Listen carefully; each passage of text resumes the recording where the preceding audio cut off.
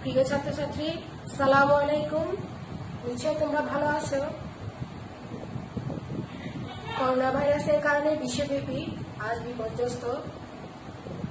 School college বন্ধ দীর্ঘদিন ধরে। মার্চের 17 তারিখ থেকে স্কুল কলেজ বন্ধ। গণপ্রজাতন্ত্রী বাংলাদেশ সরকার এর মধ্যে শিক্ষা ব্যবস্থাকে উজ্জীবিত করার জন্য অনলাইন ক্লাসে যে উদ্যোগ নিয়েছে তা নিঃসন্দেহে প্রশংসার দাবিদার। ইতিমধ্যে আল হেলাল আদর্শ ডিগ্রি কলেজ ছাত্রছাত্রীদের সুবিধার্থে অনলাইন ক্লাসের কার্যক্রম শুরু করেছে। আজ ভার্চুয়ালি উদ্ভিদবিদ্যা ক্লাস নিয়ে তোমাদের সাথে আছি আমি, রায়হান জান্নাত জুতু।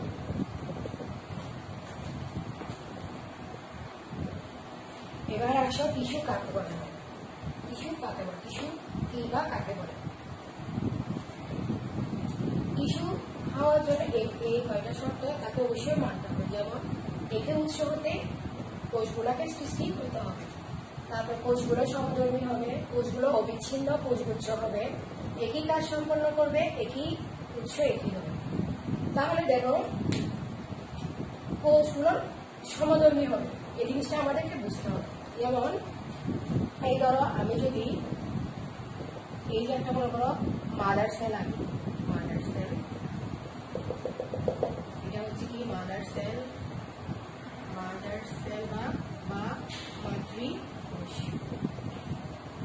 মাতৃকোষ। এখান থেকে দুটা সেল উৎপন্ন হবে। এই দুটো সেল কিন্তু ডটার সেল, ডটার সেল বা অপত্য কোষ, অপত্য কোষ। এই মাদার সেল থেকে যখন ডটার সেল উৎপন্ন হবে তারা অবশ্যই সমধর্মী হবে। কেন দেখো, এই মাদার সেলের মধ্যে যে কয়টা ক্রোমোজোম থাকবে, যে যতটুকু সাইটোপ্লাজম থাকবে, যতটুকু প্রোটোপ্লাজম থাকবে, সবগুলাই কিন্তু এখানে সে ডটার সেলকে দিয়ে দেয়, সমানভাবে ভাগ করে। তাহলে তারা সমধর্মী হবে যে এই কোষগুলো। তারপর অবিচ্ছিন্ন কোষগুচ্ছ, তারা অবশ্য অবিচ্ছিন্ন হবে। যেমন যেমন মনে করো আমি কয়েকটা সেল আঁকলাম, এই যে কয়েকটা সেল আঁকলাম। মনে করো এই সেলটা পরিবহনের সহায়তা করে, পানি বা খনিজ লবণ পরিবহনের সহায়তা করে। এই সেলটা মনে করো ফটোসিনথেসিসে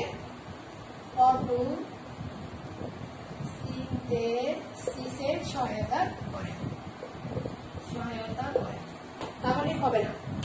এখানে যে কয়টা সেল থাকবে সবগুলোই মিলে কিন্তু তোমাকে পরিবহনে সহায়তা করতে পারবে, না হলে ফটোসিনথেসিসে সহায়তা করতে পারবে। মানে ভিন্নধর্মী সেল কখনো এক পাশে থাকতে পারবে না, তাদের একই কাজ করতে হবে।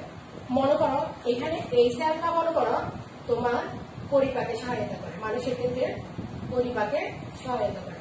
এই সেলটা মনে করো ত্বক সৃষ্টিতে সহায়তা করে, তাহলে হবে না।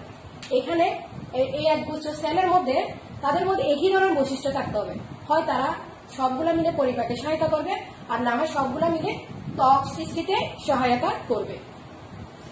তাহলে আমরা সমধর্মী বুঝলাম। অবিচ্ছিন্ন কোষগুচ্ছ এখানে রয়ে গেছে, তারা বিচ্ছিন্ন হতে পারবে না, তারা একসাথে গুচ্ছাকারে থাকবে। এবার দেখো তারা একই কাজ সম্পন্ন করবে। হ্যাঁ, অবশ্যই একই কাজ সম্পন্ন করবে। দেখো এখানে যে কয়টা সেল থাকবে সবগুলো একই কাজ, হয় সবগুলা মিলে ত্বক সৃষ্টি করবে, না হয় সবগুলা মিলে পরিপাকে সহায়তা করবে, না হয় সবগুলা মিলে হেয়ার সৃষ্টিতে সহায়তা করবে, না হয় সবগুলা পরিবহনে সহায়তা করবে, না হয় সবগুলো ফটোসিনথেসিসে সহায়তা করবে। তারা ভিন্ন ধরনের কাজ করবে না। তারপর আসো উৎস একই, অবশ্যই উৎস একই। এই যে মাদার সেল থেকে ডটার সেল উৎপন্ন হচ্ছে তাদের উৎস কিন্তু একই ধরনের উৎস। তাহলে আমরা টিস্যু কাকে বলে পেয়ে গেছি।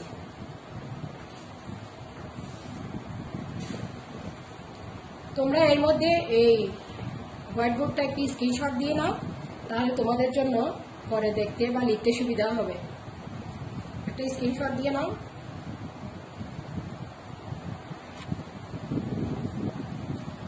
দেখো একটা সিঙ্গেল সেল, এই সিঙ্গেল সেল থেকে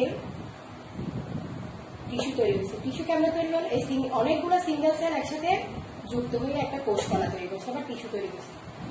এই যে সেল, এই যে কয়টা সেল একসাথে গুচ্ছ হয়েছে, এই সেলগুলোর কিন্তু বৈশিষ্ট্য সেম হইতে হবে, তাদেরকেই সমধর্মী হতে হবে। মানে যদি এই সব কয়টা সেল হয়তো যদি পরিবহনের সহায়তা করে, সবগুলো একসাথে পরিবহনের সহায়তা করে, যদি সবগুলো একসাথে ত্বক সৃষ্টিতে সহায়তা করে, সবগুলো একসাথে ত্বক সৃষ্টি করবে, যদি সবগুলো একসাথে এপিডার্মিস সৃষ্টিতে সহায়তা করে, সবগুলো একসাথে এপিডার্মিস সৃষ্টিতে সহায়তা করবে। তারা ভিন্ন ধরনের কাজ তারা করবে না। এরপর আসো সিস্টেম। এই টিস্যু থেকে অনেকগুলো সেল গুচ্ছাকারে যে টিস্যু তৈরি হয়েছে, এই টিস্যু থেকে কিন্তু তোমার সিস্টেম তৈরি হবে, যেটাকে সিস্টেম বা তন্ত্র বলা হবে। এই অনেকগুলো তন্ত্র, মনে করো এখান থেকে পরিবহন, তারপরে মনে করো তোমার ত্বক সৃষ্টি, মনে করো গাছের পিরামিড সৃষ্টি, পাপড় সৃষ্টি, সবকিছু মিলে একটা তন্ত্র বা সিস্টেম তৈরি করবে। এরপর ওই সিস্টেম থেকে তোমার একটা প্ল্যান্ট তৈরি হবে, অথবা মানুষের ক্ষেত্রে দেহ তৈরি হবে। তাহলে আমরা টিস্যু বলতে কাকে বুঝি? একই উৎস থেকে সৃষ্ট, এই যে দেখো টিস্যু, টিস্যু কাকে বলে দেখো, একই উৎস থেকে সৃষ্ট, একই উৎস থেকে সৃষ্ট, একই ধরনের কাজ সম্পন্ন করে, একই ধরনের কাজ সম্পন্ন করবে, সমধর্মী, একটি অবিচ্ছিন্ন, সমধর্মী একটি অবিচ্ছিন্ন কোষগুচ্ছকে টিস্যু বা কলা বলা হয়। তাহলে দেখলে টিস্যু কাকে বলে? একটা টিস্যু হওয়ার জন্য এই 4টা শর্ত তাকে অবশ্যই মানতে হবে, নাহলে টিস্যু হবে না।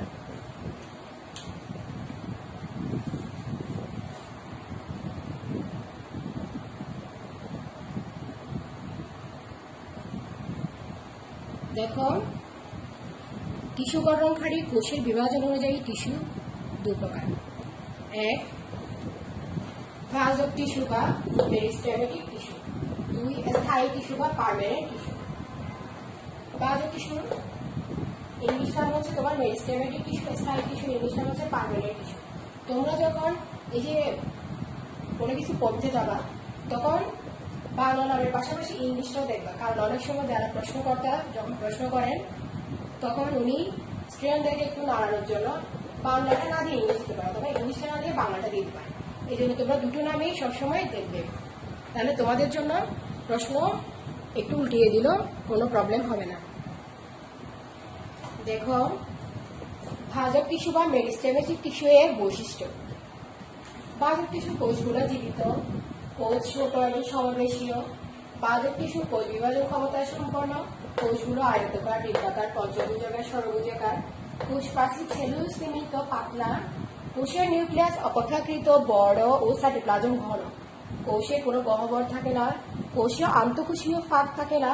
প্লাস্টিক যদি থাকে তবে এটা প্রোপ্লাস্টিক আকারে থাকে। কোষে কোনো ধরনের বর্জ্য পদার্থ থাকে না। হ্যাঁ, এই কয়টা বৈশিষ্ট্য, প্রতিটা বৈশিষ্ট্যের পিছনে এক একটা ইলাবোরেশন আছে। যেমন দেখো কোষগুলা জীবিত, তার মানে ভাজক টিস্যুর কোষগুলা মৃত হতে পারবে না, তারা অবশ্যই জীবিত হইতে হবে, জীবিত কোষ দিয়ে ভাজক টিস্যু হইতে হবে।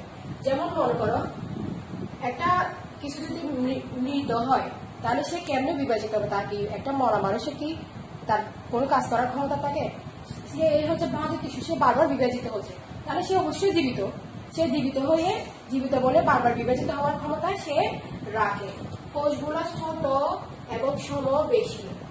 হ্যাঁ, কোষগুলো অবশ্যই ছোট এবং সমবেশীয়।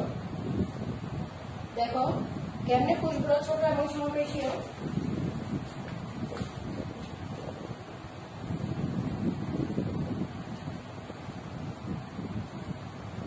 কোষগুলো ছোট এবং সমবেশীয়। দেখো এই যে মাইটোসিস প্রক্রিয়ার বিভাজন, এক্ষেত্রে মাইটোসিসের বিভাজনটা তোমাকে বুঝতে হবে। দেখো এই যদি আমার একটা নিউক্লিয়াস হয়,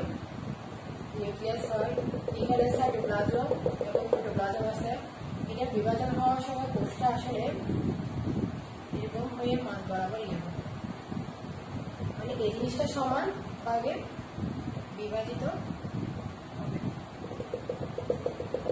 এরপর দেখো কোষটা সমান দুটা সেলে পরিণত হবে।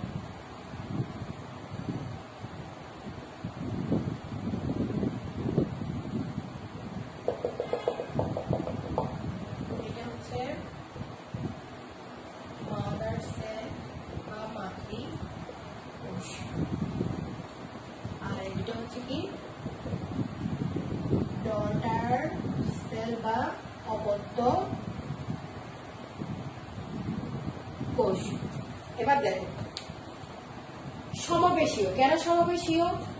আমি যখন একটা সেল ডিভাইড করব, একটা সেল যখন ডিভিশন হবে, তখন দেখো এই যে এটা হচ্ছে তার মা, এই মা থেকে তার অপত্য কোষগুলো তৈরি হবে, মানে মাদার সেল থেকে ডটার সেল উৎপন্ন হবে। এই মাদার সেলে যদি তোমার 22টা ক্রোমোজোম থাকে, যদি 44 বাইজোড়া ক্রোমোজোম থাকে, এখানেও কিন্তু তোমার বাইজোড়া ক্রোমোজোম যাবে। এখানে যদি তোমার 12 জোড়া থাকে, এখানে 12 জোড়া সে ভাগ করে দিবে। ক্রোমাটিডটাকে সে, এই যে তার ভিতর যে ক্রোমাটিড আছে, এই যে ক্রোমাটিড আছে, ক্রোমাটিডটাকে সে অনুদৈর্ঘ্য বরাবর বৃদ্ধি করে সে সমান ভাগে তাকে দিবে।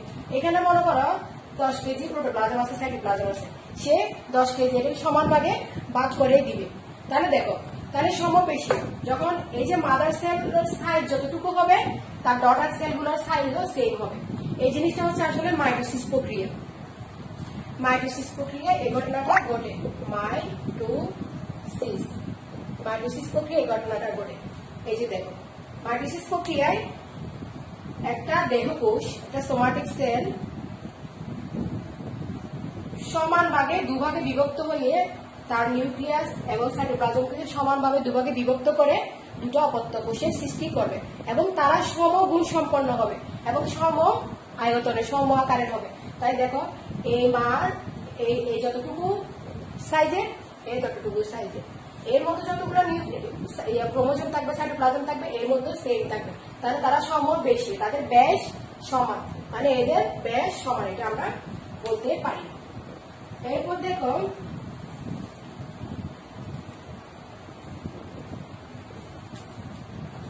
এরপর হচ্ছে হাজার টিস্যুর আরো একটা বৈশিষ্ট্য হচ্ছে কোষ বিভাজন ক্ষমতা সম্পন্ন। এরা হচ্ছে 3 নাম্বার, হচ্ছে এরা কোষ বিভাজন ক্ষমতা সম্পন্ন। বিভাজন ক্ষমতা সম্পন্ন আমরা তো এটা বুঝে গেলাম। এই যে একটা সেল থেকে 2টা হচ্ছে, 2টা থেকে 4টা হবে, 4টা থেকে 8টা হবে, 4টা থেকে 8টা হবে, 8টা থেকে 16টা হবে, এভাবে করে তাদের কোষ বিভাজন হতে থাকে। এবং বাজার টিস্যুর আরো একটা বৈশিষ্ট্য হচ্ছে তারা সেলুলোজ নির্মিত। তারা কোষগুলা সেলুলোজ নির্মিত। কেন তারা সেলুলোজ নির্মিত? আমরা সেলুলোজ বলতে তোমরা কি বুঝো? এই যে সেলুলোজ অর্থ হচ্ছে একটা পাতলা প্রাচীর।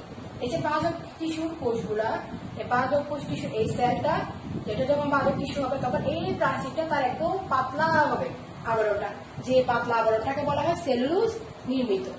এই পাতলা আবরণটা হবে যে সেলুলোজ নির্মিত। এই ধরনের প্রাচীরে অনেক কিছু জমতে পারে, যেমন সেলুলোজ, লিগনিন, সুবেরিন, যেমন বিভিন্ন ধরনের জিনিস প্রাচীরের মধ্যে থাকে।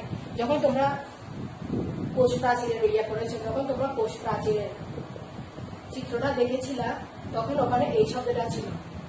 আজের টিস্যু কোষগুলো হচ্ছে কি কোষ প্রাচীর পাতলা সেলুলোজ নির্মিত।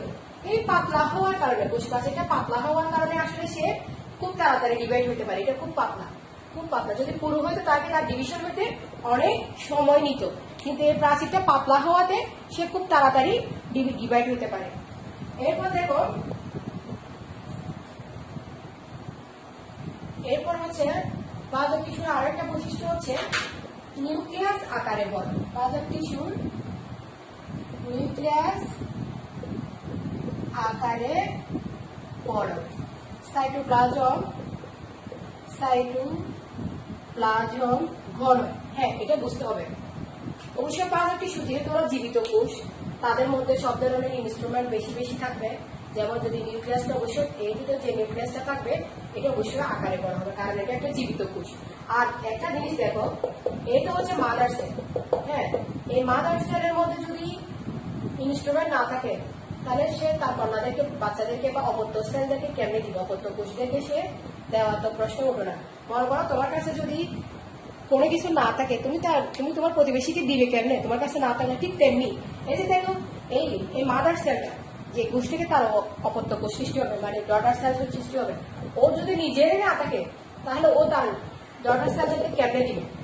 তাই এই হাজার টিস্যু কোষটাকে অনেক বেশি পুষ্টিকর হইতে হয়, মানে অনেক বেশি, তার এখানে ক্রোমোজোম অনেক বেশি থাকতে হয়, নিউক্লিয়াস অনেক বড় সড়ো হইতে হবে এবং কোষগুলোর ভিতরে এখানে যে সাইটোপ্লাজম থাকবে তা অনেক ঘন এবং প্রোটোপ্লাজম গুলো খুব ঘন আকারে কোষ হবে এবং কোষটা একদম কোষপ্রাচীরটা খুব পাতলা হবে এবং কোষগুলো সমাবেশী হবে। এই যে দেখো এর আয়তন যতটুকু এর আয়তন যতটুকু, তার মানে এই মাইটোসিস তাকে বলা হয় যখন এই মাদার সেল থেকে সোমাটিক সেল থেকে যখন তার সম আয়তন এবং সম গুণ সম্পন্ন এবং সম বৈশিষ্ট্য নিয়ে যখন একটা তার ডটার সেল উৎপন্ন হবে, ওটাই হচ্ছে মাইটোসিস প্রক্রিয়া। আসলে এই বাহক টিস্যুর মধ্যে যা যেভাবে ডিভাইড হচ্ছে এগুলো মূলত মাইটোসিসেরই ফল, এগুলো মূলত মাইটোসিসেরই ফল। এরপর দেখো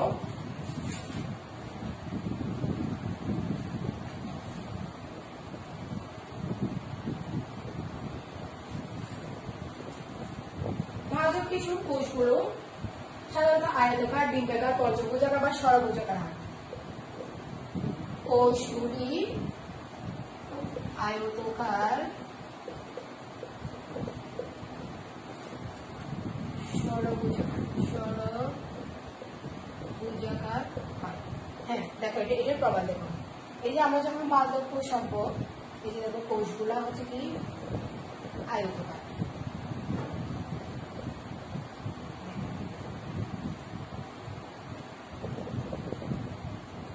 এটা হচ্ছে কি হাড়ের কোষ। এই দেখো কোষগুলা ষড়ভুজাকারী কোষগুলা। এই নিউক্লিয়াসটা হবে অনেক বড়, তার ভিতর ক্রোমোজোম গুলো থাকবে। নিউক্লিয়াস অনেক বড়, সেল ওয়ালটা পাতলা, সেলুলোজ নির্মিত। দেখো নিউক্লিয়াস অনেক বড় এবং তার ভিতরে সাইটোপ্লাজম এবং প্রোটোপ্লাজম খুব ঘন। দেখো এই যে সেল ওয়াল, এটা সেল ওয়াল, এটা পাতলা হবে, সাইটোপ্লাজম খুব ঘন এবং তাদের কাছে কোনো ধরনের টাইম থাকবে না। বাহক টিস্যু যখন বিভাজিত হবে তাদের কাছে কোনো ধরনের টাইম বিভাজিত হবে না, যার কারণে এই সেল ওয়ালগুলো আসলে পাতলা হয়। সেল ওয়ালগুলো পাতলা হওয়ার পিছনে কারণ হচ্ছে তারা বিভাজিত হওয়ার জন্য কোনো ধরনের টাইম নেয় না। মনে করো যদি একটু টাইম লাগতো তাহলে ওই টাইমের মধ্যে এখানে এসে বিভিন্ন ধরনের পদার্থ জমতো, বিভিন্ন ধরনের বর্জ্য পদার্থ জমতো, লিগনিন, সুবেরিন, বিভিন্ন ধরনের মোম জাতীয় পদার্থ জমতো, কিন্তু তারা ওই পদার্থটা জমার সময় দেয় না। এরা ইনস্ট্যান্ট এই তিনটা থেকে এখানে আবার ডিভাইড হবে এভাবে করে তারা বাড়তে থাকে, যার কারণে এখানে আসলে কোনো ধরনের ইয়ে হতে পারে। আবার দেখো বাহক টিস্যুগুলো আয়তাকার হতে পারে। এই যে আয়তাকার তোমরা আঁকো, দেখো এই যে বাহক টিস্যুগুলো এরকম আয়তকারও হতে পারে, এরকম আয়তকারও হতে পারে বাহক টিস্যু। এরপর আসো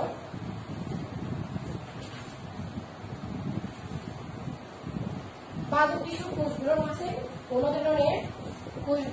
কোনো ধরনের আন্তঃকোষীয় ফাঁক থাকে না। আন্তঃকোষীয় ফাঁক থাকে না। কেমনে থাকবে? এই যে মনে করো তারা যে এই কোষটা যে বাহক টিস্যুর এই কোষটা যে আঁকা হলো, এই তারা ইনস্ট্যান্ট একটা থেকে আরেকটা হয়ে যায়, যার কারণে এখানে আসলে আরেকটা আন্তঃকোষীয় ফাঁক, এই জায়গায় কোনো ধরনের ফাঁক সৃষ্টি হওয়ার জন্য তারা স্কোপ দেয় না, কারণ তারা খুব তাড়াতাড়ি ডিভাইড হয়ে অন্য কোষে পরিণত হয়। আবার এদের মধ্যে কোষ গহ্বরও থাকে, এদের মধ্যে কোষ গহ্বরও থাকবে না। এই যে কোষ গহ্বর না থাকার পিছনে কারণ হচ্ছে এই যে এদের যে নিউক্লিয়াসটা অনেক বড়, সাইটোপ্লাজম অনেক ঘন। এই যে সাইটোপ্লাজম ঘন হওয়ার কারণে এদের আসলে কোষ গহ্বর সৃষ্টি হবে, এটা কোষ গহ্বর সৃষ্টি হওয়ার স্কোপ তারা রাখে না, কারণ তাদের তো একটা বড় এলাকা জুড়ে তার নিউক্লিয়াস এবং সাইটোপ্লাজমে পরিপূর্ণ, তার কারণে তারা গহ্বর সাধারণত থাকে না। দেখো বাহক টিস্যুর আরো একটা বৈশিষ্ট্য হচ্ছে এদের বিপাকীয় হার বেশি। বাহক টিস্যুর বিপাকীয় হার বেশি। হ্যাঁ, তোমরা বিপাকীয় বলতে কি বুঝো? বিপাকীয়কে আমরা মেটাবলিজম বলা হয়, বায়োলজি ভাষায় মেটাবলিজম রেট। হ্যাঁ, মেটাবলিজম কি জিনিস? দেখো আমাদের মানুষের ক্ষেত্রে যে বিভিন্ন ধরনের শরীরের ভিতরে যে বিভিন্ন ধরনের ইয়াগুলো হয়, যেন মনে করো বিভিন্ন ধরনের বিক্রিয়া হয়, কেউ রেচনে সহায়তা করে, কেউ পাচনে সহায়তা করে, বিভিন্ন ধরনের যে বিক্রিয়াগুলো হচ্ছে ওগুলো হচ্ছে কি মানুষের বিপাকীয় বিক্রিয়া। তেমনি উদ্ভিদের ক্ষেত্রে বিপাকীয় বিক্রিয়া আছে। যেমন দেখো এই যে সালোক সংশ্লেষণ হচ্ছে, ওখানে যে বিক্রিয়া হচ্ছে বিক্রিয়া হচ্ছে, আবার এই যে মনে করো শ্বসন হচ্ছে, শ্বসনের যে বিক্রিয়া হচ্ছে, আবার মনে করো তোমার এই যে উদ্ভিদের মধ্যে মনে করো বিভিন্ন ধরনের বিক্রিয়া হচ্ছে। এই যে পরিবহন বলো, রেচন বলো, উদ্ভিদের বিভিন্ন ধরনের, যেমন মূল থেকে পানি পরিবাহিত হচ্ছে। এই যে একটা উদ্ভিদের বিভিন্ন ধরনের যে কাজকর্মগুলো চলতেছে, এদের মধ্যে অবশ্যই এক ধরনের একটা বিপাক চলতেছে। এই বিপাকের কারণে মূলত শরীরের মধ্যে বা উদ্ভিদের মধ্যে শ্বসন এই বিভিন্ন ধরনের ইয়া হয়, যেমন তোমার সবকিছু। এবার দেখো, এবার বিপাকীয় হার এদের ক্ষেত্রে বেশি, কারণ এরা খুব তাড়াতাড়ি ইনস্ট্যান্ট যে তারা একটা থেকে দুইটা থেকে চারটা, তাদের যে কোষ সংখ্যা বাড়তেছে এটা খুব তাড়াতাড়ি হচ্ছে, যার কারণে এদের মধ্যে রিয়েকশনটা খুব তাড়াতাড়ি হয় বলে এদের বিপাকীয় হারটা অনেক বেশি। এরপর আসো, কোষে কোনো ধরনের বর্জ্য পদার্থ থাকে না, কোষে কোনো ধরনের বর্জ্য পদার্থ থাকে না। হ্যাঁ, একটা তাদের যখন একটা কোষ, একটা সেল হয়, একটা সেল যখন হয় তখন তারা একটা থেকে দুইটা থেকে চারটা, দুইটা থেকে চারটা থেকে আটটা, এভাবে যখন তারা বাড়তে থাকে তখন তাদের মধ্যে এই জায়গার মধ্যে কোনো ধরনের বর্জ্য পদার্থ জমার তারা স্কোপ দেয় না, কারণ তারা খুব তাড়াতাড়ি রিয়েকশন করতেছে এবং তারা খুব তাড়াতাড়ি বেড়ে চলতেছে, যার কারণে এখানে বিভিন্ন ধরনের পদার্থ জমতে পারে না। বিভিন্ন ধরনের, যেমন মনে করো মোম জাতীয় পদার্থ আছে, তারপর মনে করো তোমার লিগনিন, বিভিন্ন ধরনের বর্জ্য পদার্থ সেখানে জমতে পারে না।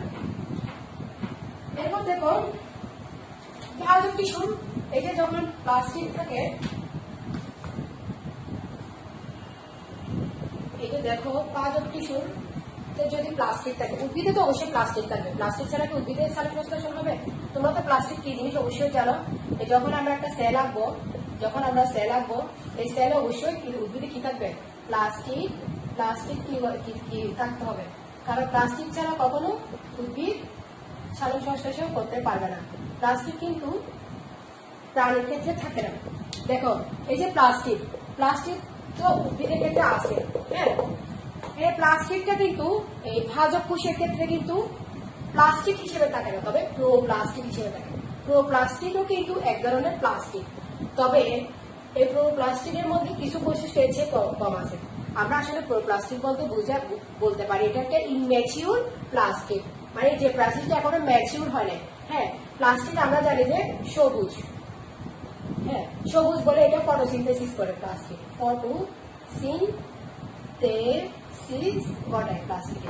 হ্যাঁ, তাহলে ভাজক কোষগুলোর মধ্যে ফটোসিনথেসিস ঘটে, তবে এটা ইনম্যাচিউর প্লাস্টিক হওয়াতে এখানে ফটোসিনথেসিসটা একটু কম হয়। মানে প্লাস্টিক আছে তবে ম্যাচিউর আকারে না ইনম্যাচিউর আকারে, তার মানে আমরা বলতে পারবো না যে প্লাস্টিক নাই, আছে, তবে ইনম্যাচিউর আকারে ভাজক টিস্যুতে প্লাস্টিক থাকে। তাহলে আমরা এখন ভাজক টিস্যুর বৈশিষ্ট্যগুলো দেখলাম।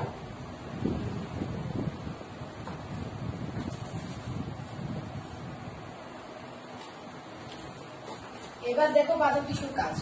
ভাজক টিস্যুর কাজ হচ্ছে, এক নম্বর হচ্ছে ভাজক টিস্যুর দৈর্ঘ্য বৃদ্ধি করে, দুই নাম্বার হচ্ছে কি ভাজক টিস্যুর প্রস্থে বৃদ্ধি পায়, তিন নাম্বার হচ্ছে কি ক্ষতস্থান পূরণ করে, তারপর 4 নাম্বার হচ্ছে ভাজক টিস্যু হতে স্থায়ী টিস্যু তৈরি হয়। হ্যাঁ, এখানে প্রতিটা ওয়ার্ড বোঝার আছে। দেখো, দৈর্ঘ্য বৃদ্ধি ঘটে, ভাজক টিস্যু থেকে কেমন দৈর্ঘ্য বৃদ্ধি ঘটে? যেমন মনে করো, এই যদি আমি একটা প্ল্যান্ট আঁকি, হয়, তাহলে দেখো এই প্ল্যান্টটা কিন্তু ছোট থেকে আস্তে আস্তে বড় হয়ে একসময় অনেক বড় হয়, দৈর্ঘ্য বৃদ্ধি হয়। এই দৈর্ঘ্য বৃদ্ধি পাওয়াটা হচ্ছে কি ভাজক টিস্যুর কারণ। এই ভাজক টিস্যুর মাধ্যমে দৈর্ঘ্য কেন বৃদ্ধি পায়? দৈর্ঘ্য বৃদ্ধি পাওয়ার কারণ হচ্ছে এই ভাজক টিস্যুর মধ্যে কোষ বিভাজন করতেছে, মাইটোসিস প্রক্রিয়ায় কোষ বিভাজন করতেছে। দেখো, একটা সেল থেকে দুইটা থেকে চারটা, এভাবে করে বাড়তে থাকতেছে, যার কারণে বাড়তে থাকার কারণে গাছ প্রথম হওয়ার পরে এতটুকু ছিল, তারপরে এতটুকু এভাবে বাড়তে থাকে, এভাবে করে বাড়তে থাকে মূলত বাহ্যিক টিস্যুর মধ্যে মাইটোসিস কোষ বিভাজনের ফলে তাদের মধ্যে দৈর্ঘ্যের বৃদ্ধি পাচ্ছে। এরপর দেখো এই যে বাহ্যিক টিস্যু আবার প্রস্থেও বৃদ্ধি পায়। প্রস্থে কেমন বৃদ্ধি পায়? প্রস্থে কেমন বৃদ্ধি পায় দেখো, মনে করো আমরা মানুষ, হ্যাঁ, আমরা যখন ছোট ছিলাম, ছোট থেকে আস্তে আস্তে আস্তে আস্তে বড় হই, তখন আমরা আস্তে আস্তে লম্বা হই। কিন্তু নির্দিষ্ট একটা এইজে, মনে করো আমার এজ 25 বা 25 আপ হয়ে গেছে, তখন দেখা যায় কি আমি আর লম্বা হচ্ছি না। তখন দেখা যায় কি আমি পাশে পাশে বাড়তেছি, মানে আমার প্রস্থে বাড়তেছে, আমি মোটা হয়ে যাচ্ছি, মুটিয়ে যাচ্ছি। গাছের ক্ষেত্রে সেম, যখন তারা একসময় লম্বা হইতে হইতে হইতে হইতে হইতে অনেক বড় হয়ে গেছে, দেখা যাচ্ছে এটা আর লম্বা হবে না, তখন সে পাশে বৃদ্ধি পায়, পাশে বৃদ্ধি পায়, এভাবে করে সে প্রস্থে প্রস্থে বৃদ্ধি পেতে থাকে। এই প্রস্থে বৃদ্ধি পাওয়াটাও কিন্তু বাহ্যিক টিস্যুর কাজ, ঠিক আছে? প্রস্থে বৃদ্ধি পাওয়া বাহ্যিক টিস্যুর কাজ কি? এটা আস্তে আস্তে স্টাইল টিস্যুতে পরিণত হয়, এটা প্রস্থে বৃদ্ধি পায়, ক্ষতস্থান পূরণ করে। বাহ্যিক টিস্যু কেমনে ক্ষতস্থান পূরণ করে? যেমন দেখো, যখন আমরা ডিএনএ সিকোয়েন্স আঁকি, তখন দেখো এই একটা খণ্ডে যদি এই জায়গায় যদি অ্যাডিনিনের সাথে দ্বিবন্ধন দিয়ে থাইমিন যুক্ত হয়, এই জায়গায় মনে করো গুয়ানিনের সাথে সাইটোসিন যুক্ত হয়, ঠিক আছে? এভাবে মনে করো ডিএনএ সিকোয়েন্স গুলো আছে। এখন মনে করো কোনো কারণে তোমার কোন একটা রোগ হয়েছে বা কোনো কিছু হয়েছে, গাছের ক্ষেত্রে সেম, মনে করো কোনো কারণে গাছের ফসফরাসের অভাব হয়েছে, অথবা কোনো একটা তার নিউট্রিয়েন্টের অভাব হয়ে গেছে, অথবা ক্যালসিয়ামের অভাব, কোনো একটা কারণে নিউট্রিয়েন্টের অভাব হওয়ার কারণে এই যে তার ক্রোমোজোমের মধ্যে সিকোয়েন্স চেঞ্জ হয়ে গেছে। চেঞ্জ হয়ে মনে করো এখানে এর জায়গায় এ না থেকে মনে করো জি দিছে। এখন এই জায়গাটা রিকভারি করবে কি? এই জায়গাটা রিকভারি, এখন যেহেতু এখানে জি দিছ, গুয়ানিনের সাথে কিন্তু কখনো থাইমিন বসবে না, এই গুয়ানিনের সাথে সবসময় সাইটোসিন বসতে হবে। তাহলে সে হয়তো গুয়ানিনের সাথে গুয়ানিন দিয়ে সাইটোসিন দিয়ে অ্যাড করে সে ওই জায়গাটা ক্ষতস্থানটা পূরণ করবে। অথবা যেহেতু এটা এরকম ছিল, এর সাথে এখানে যেহেতু এ আছে, এই জায়গায় এ ছিল না, এই জায়গায় একটা এ সে মানে অ্যাডেনিন এনে সে অ্যাড করতে পারে, তাহলে সে এভাবে সে ক্ষতস্থানটা পূরণ করবে। এগুলো হচ্ছে বাহ্যিক টিস্যুর পক্ষে সম্ভব। এরপর দেখো বাহ্যিক টিস্যু তৈরি, বাহ্যিক টিস্যু তৈরি করা হচ্ছে কি বাহ্যিক টিস্যু, স্যার এটা স্থায়ী টিস্যু হবে। একসময় কোষটা বিভাজিত হতে হতে হতে হতে হতে একসময় নির্দিষ্ট একটা এইজে কি আসলে কোষটা বিভাজিত হতে পারে না, যখন এসে বিভাজিত হওয়ার তার কোনো ক্ষমতা থাকে না, তখন সে বাহ্যিক টিস্যু থেকে স্থায়ী টিস্যুতে পরিণত হয়।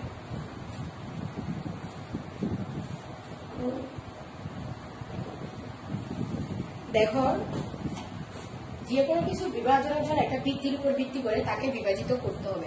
তেমনি বাহ্যিক টিস্যু বা মেরিস্টেমেটিক সেলকে আমরা টিস্যুকে যখন আমরা বিভাজিত করতে যাব, তখন তাকে আমরা বিভিন্ন উপায়ে বিভাজিত করতে পারি। যেমন দেখো তার কোষ বিভাজন অনুসারে, মানে কোষটা কিভাবে বিভাজিত হচ্ছে, মাইটোসিস প্রক্রিয়া সে কোষটা কিভাবে বিভাজিত হচ্ছে ওটার উপর, তারপর হচ্ছে তার কাজ অনুযায়ী, মানে সে কি কাজ করে, কাজ বলতে মনে করো সে দৈর্ঘ্য বৃদ্ধি করতেছে নাকি প্রস্থ বৃদ্ধি করতেছে, নাকি স্থায়ী টিস্যুতে পরিণত হচ্ছে, নাকি ক্ষতস্থান পূরণ করতেছে, এই ধরনের কাজ অনুযায়ী, অথবা তার অবস্থান অনুযায়ী কি বাহ্যিক টিস্যুটা কি গাছের আগার মধ্যে বসে আছে, নাকি গোড়ার মধ্যে বসে আছে, নাকি তার মূলের আগাতে বসে আছে, নাকি কাণ্ডাতে বসে আছে, এই অবস্থান অনুযায়ী বাহ্যিক টিস্যু কোন জায়গায় তার অবস্থান ওটার উপর। এরপর হচ্ছে উৎপত্তি অনুসারে, মানে বাহ্যিক টিস্যুর কোন সোর্স, তার সোর্স কোথায় থেকে সে উৎপত্তি হয়েছে, এই অনুযায়ী বাহ্যিক টিস্যুকে বিভাজিত। দেখো বাহ্যিক টিস্যু কোষ বিভাজন অনুযায়ী বাহ্যিক টিস্যু কোষ বিভাজনের ভিত্তিতে কোষ বিভাজনের ভিত্তিতে বাহ্যিক টিস্যু তিন প্রকার। এক হচ্ছে তিন প্রকার, এক হচ্ছে কি মাস বাহ্যিক টিস্যু, দুই প্লেট বাহ্যিক টিস্যু, বাহ্যিক টিস্যু, তিন হচ্ছে কি রিব বাহ্যিক টিস্যু। এবার আসুন মাস কাকে বলে, প্লেট কাকে বলে, রিব কাকে বলে। আমরা মাস মানে কি বুঝি? মাস মানে কোনো কিছু ঘনত্ব বুঝি। তাহলে দেখো যে বাহ্যিক টিস্যুটা মানে সব দিক দিয়ে গুচ্ছাকারে বিভাজিত হবে, যেমন মনে করে এই যদি একটা সেল হয়, সে এদিকেও বাড়তে পারে এদিকেও বাড়তে পারে, এদিকেও বাড়তে পারে, এদিকেও বাড়তে পারে। তার মানে সে এখান থেকে একটা থেকে এদিকে দুটো করতে পারে, দুটো সেল তৈরি করতে পারে, অথবা সে এই একটা সেল থেকে এদিকে দুটো সেল তৈরি করতে পারে, অথবা সে এই একটা সেল থেকে এদিকে দুটো, এভাবে এভাবে করে সে সব দিক দিয়ে তৈরি করতে পারে। তার মানে এই ভাজক টিস্যুটা এভাবে গুচ্ছাকারে থাকবে, এভাবে গুচ্ছাকারে থাকবে। তার মানে এই ভাজক টিস্যুটা সব তলে থাকবে, মানে সব তলে থাকবে, মানে এটা হচ্ছে কি সব তলে বিভাজিত থাকবে। এই মাছ ভাজক টিস্যুটা প্লেন তলে, সব প্লেন তলে এটা বিভাজিত থাকবে। এই মাছ ভাজক টিস্যু উদাহরণ হচ্ছে কি বর্ধনশীল ব্রণ, রেণুতলী, এন্ডোস্পার্ম টিস্যু বা মজ্জা বা কর্টেক্স। এই মাছ ভাজক টিস্যু উদাহরণ হচ্ছে কি তোমার এক্সাম্পল হচ্ছে কি ব্রণ, তারপর হচ্ছে কি এন্ডোস্পার্ম, হ্যাঁ এই মাছ ভাজক টিস্যু উদাহরণ হচ্ছে ব্রণ। ব্রণ বলতে যেমন বড় বড় এই যদি একটা প্ল্যান্ট হয়, এইখানে যে দুটো উৎপন্ন হবে, কোটিলিগুলো উৎপন্ন হবে, এই জায়গায় হচ্ছে কি তোমার মাছ ভাজক টিস্যু থাকবে। এরপর হচ্ছে কি তোমার মাছ ভাজক টিস্যু তুমি শস্যতে পালতে পারে, যেমন শস্যের মধ্যে যে ব্রণটা থাকে ওই ব্রণটার মধ্যে হচ্ছে কি তোমার মাছ ভাজক টিস্যু থাকবে। এরপর প্লেট ভাজক টিস্যু, প্লেট ভাজক টিস্যুটা হচ্ছে দেখো তুমি দুটা তলে বিভাজিত হবে। দুটা তল বলতে কি এই প্লেট ভাজক টিস্যু হচ্ছে কি এক নম্বর বৈশিষ্ট্য হচ্ছে তার দুইটি তল থাকবে, দুইটি তল থাকবে। আসলে বাস্তবে দুটি তল বলতে বড় কিছু নেই, আমরা দেখলে মনে হয় দুটি তল। যেমন ধরো দুটি তল উদাহরণ, যেমন মনে করো আমরা এই একটা লিভ, এই একটা পাতা আঁকলাম, হ্যাঁ এই পাতাটা হচ্ছে কচি অবস্থা, ছোট অবস্থায়, ইম্যাচিউর অবস্থা। যখন এই পাতাটা আস্তে আস্তে বড় হতে থাকবে তখন দেখো এই পাতাটা এদিকে পাশেও বেড়ে গেছে, আবার সে লম্বাতেও বেড়ে গেছে। তাহলে বুঝলাম, দেখো এই কচি পাতাটা যখন বড় হচ্ছে তখন সে এদিক দিয়ে লম্বায় বেড়ে গেছে, আবার দেখো সে এদিকে কিন্তু পাশেও বেড়ে গেছে। তাহলে সে কিন্তু দুই তলে তার সবার কাজ করতেছে। তার মানে এখানে যখন এই প্লেট ভাজক টিস্যুতে যখন কোনো সেল থাকবে, এই মনে করো এই একটা সেল থেকে যখন মাইটোসিস প্রক্রিয়া দুটো সেল উৎপন্ন হবে, তখন একটা সেল এদিকেও যেতে পারে, এদিকেও বিভাজিত হতে পারে, অথবা তার এদিকেও সেলটা বিভাজিত হতে পারে। বুঝছো এবার? তাহলে তার বিভাজিত হবে। যেমন মনে করো দেখো এই যে এই পাতাটা দৈর্ঘ্যে বৃদ্ধি পাচ্ছে, তাহলে প্রস্থেও বৃদ্ধি পাচ্ছে। তার মানে ভাজক টিস্যুর যে কাজ ছিল, ভাজক টিস্যু দৈর্ঘ্যে বাড়বে, মানে গাছটা আস্তে আস্তে যদি এই একটা প্ল্যান্ট হয়, প্ল্যান্টটা গাছে লম্বা হবে, আবার প্ল্যান্টটা যখন লম্বা হওয়ার টাইম শেষ হয়ে যাবে তখন সে দেখবে তার পাশে বৃদ্ধি পাচ্ছে। যেমন একটা আম গাছের চারা গাছ, তুমি যখন ছোট অবস্থা তুমি লাগিয়েছো তখন সে ছোট ছিল, যখন আস্তে আস্তে বড় হবে তখন কিন্তু সে অনেক বড় হবে, মানে পাশেও তার বৃদ্ধি পাবে। তাহলে এটা হচ্ছে কি প্লেট ভাজক টিস্যু উদাহরণ। এরপর দেখো রিড ভাজক টিস্যু। তাহলে এখানে আমরা প্লেট ভাজক টিস্যু এক্সাম্পল আমরা পাতা লিখতে পারি, যেহেতু আমরা প্ল্যান্ট নিয়ে কথা বলতেছি তাহলে এটা পাতা। এরপর দেখো রিড ভাজক টিস্যু। রিড ভাজক টিস্যু হচ্ছে কি নির্দিষ্ট একটা লাইনে, মানে এভাবে যদি একটা সেল হয় তাহলে এই সেলটা বিভাজিত হওয়ার জন্য এদিকে যাবে, বুঝছো? কিন্তু এই সেলটা আবার এদিকে যাবে না রিবের ক্ষেত্রে মানে একটা নির্দিষ্ট লাইনে যদি এভাবে হয় তাহলে সে এভাবে যাবে, মানে যে কোনো একটা লাইনে যাবে। রিড ভাজক টিস্যুর উদাহরণ হচ্ছে কি তোমার বুকের পাঁজর, মানুষের ক্ষেত্রে হচ্ছে কি বুকের পাঁজর, অথবা যদি প্ল্যান্টের ক্ষেত্রে বলি তাহলে এটা এখানে উদাহরণ হচ্ছে কি মজ্জা ও মজ্জা রশি। হ্যাঁ তোমরা বলতে পারো মজ্জা এবং মজ্জা রশি কি জিনিস, এটা তোমাদেরকে নেক্সট ক্লাসে পড়ানো হবে। এই জিনিসটা এখন বুঝতে পারো মজ্জা এবং একটা যখন প্ল্যান্টকে আমরা যখন একটা প্ল্যান্টে যখন প্রস্তুত করবো তখন ওখানে এক ধরনের রে দেখা যায়, মানে এই এক ধরনের এখানে তার ভাস্কুলার বান্ডলের ভিতরে এখানে যদি এগুলো যদি তার ভাস্কুলার বান্ডল হয়, তাহলে এর মধ্যে এক ধরনের এভাবে একটা রে দেখা যায়, এগুলো হচ্ছে কি মজ্জা রশি, এবং এই যে খালি জায়গাটা এটা হচ্ছে কি মজ্জা। এটা তোমাদেরকে নেক্সট ক্লাসে দেখানো হবে, আর আজকে এতটুকুই জানো। এরপর দেখো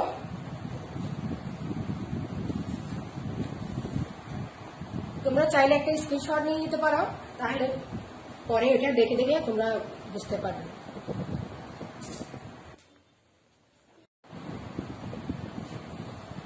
তোমাদেরকে এতক্ষণ যা পড়িয়েছি, টিস্যু কাকে বলে, টিস্যু কত প্রকার, টিস্যুর কাজ, ওই যতটুকু পড়ানো হয়েছে অতটুকুই তোমরা মেমোরাইজ করবা এবং নোট ডাউন করবা।